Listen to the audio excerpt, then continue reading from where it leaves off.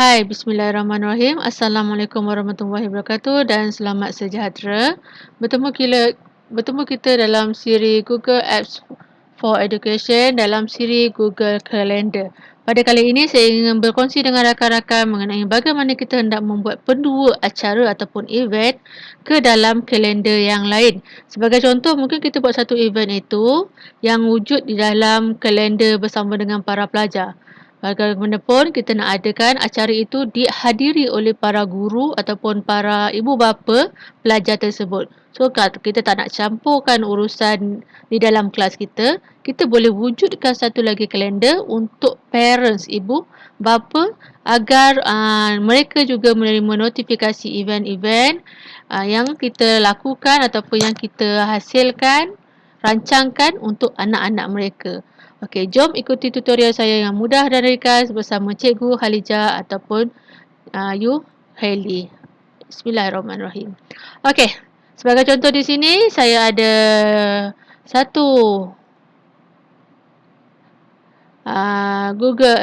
saya ada satu kelas yang bertajuk kelas tambahan 2020. Saya hendak wujudkan satu lagi kalender khas untuk parents para pelajar tersebut. Cara untuk kita membina kalender yang baru adalah kita klik dekat others calendars ini, add others calendar, saya klik button tambah, create new calendar. Okey, sebagai contoh saya tulis sini parents bagi kelas tambahan 2020. Okey. Sebuah medium bagi description sedikit. Ya, untuk memaklumkan perancangan dan pelaksanaan aktiviti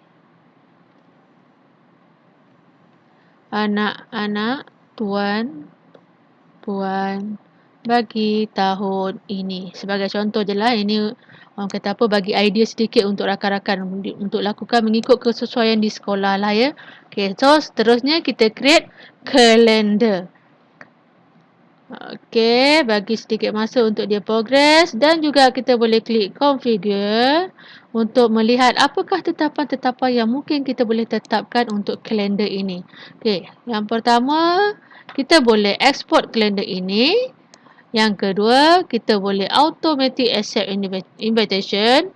Selain daripada itu juga kita boleh auto accept invitation that do not conflict, dan juga ataupun kita boleh pilih sangat tak nak menjemput orang ramai. Do not show invitation. Okey, sebagai contoh saya buat automatically. Okey, untuk yang ini saya buatkan dia available to public. Okey, di mana orang ramai di luar sana hanya boleh melihat saya bilakah masa free ataupun busy, ataupun kelas itu bila busy, bila masanya bila free lah. So parents boleh tahu, oh sekarang tak ada kelas tambahan, so anak-anak sepatutnya berada di rumah. Oh sekarang busy, oh maksudnya pelajar ada kelas tambahan dan pelajar perlu pergi ke sekolah. Kita boleh get shareable link dan kongsikan dengan parents, sama ada melalui media sosial ataupun melalui laman site yang kita wujudkan mungkin. Okay, selain daripada itu juga kita boleh share dokumen ini, Google Calendar ini dengan menambah lagi email-email yang ada. Sebagai contoh, saya menambah satu email yang menggunakan Gmail dan saya klik permission, dan bahagian permission ni kita boleh tengok see all event details ataupun see only free busy. Kalau kita dah panggil orang itu, maksudnya kita dah kenal dia kan lah. Mungkin kita nak panggil dia pengetua. So kita see all event details dan klik send. Okey, seterusnya kita boleh selaraskan notifikasi. Saya biasanya tak akan buat yang ini sebab notifikasi saya akan masukkan di setiap event. Saya yang tentukan notifikasinya, dan juga ada notification untuk yang ini. Kita boleh set up mengikut kesesuaian. Selain daripada itu, yang bestnya Google Calendar ini adalah ianya boleh diintegrasikan di pelbagai aplikasi Google, sama ada kita nak embedkan dalam Google Site ataupun kita nak tapetkan dalam Google Slide kita. Selain daripada itu juga, dia boleh diintegrasikan dengan iCalendar yang biasa rakan-rakan menggunakan iOS, yang menggunakan Apple ada iCalendar. So kita boleh integratekan bersama-sama, berkongsi apa orang kata mengintegrasikan kedua-dua kalender dalam satu page yang sama. Okey, di sini juga ada button reset untuk kita resetkan kembali formula-formula, format-format yang ada di sini, dan juga seterusnya unsubscribe daripada kalender ini. Mungkin kita dah tak mengajar kelas tersebut, kita pun unsubscribe dan berilah cikgu yang baru untuk subscribekan kalender ini, menguruskan kalender ini, atau mungkin juga kita nak menghapuskan terus kalender ini. So kita klik delete.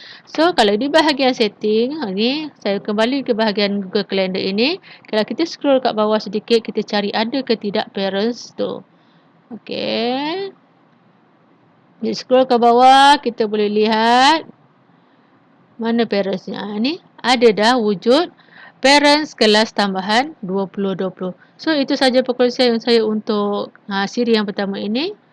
InsyaAllah kita berjumpa lagi. Jangan lupa menekan button subscribe di ruangan bawah ini, dan juga rakan-rakan digalakkan untuk memberi respon dan juga cadangan di bahagian komen untuk saya menghasilkan video-video tutorial yang mudah dan ringkas yang berkualiti untuk rakan-rakan insyaAllah. Assalamualaikum warahmatullahi wabarakatuh. Adios.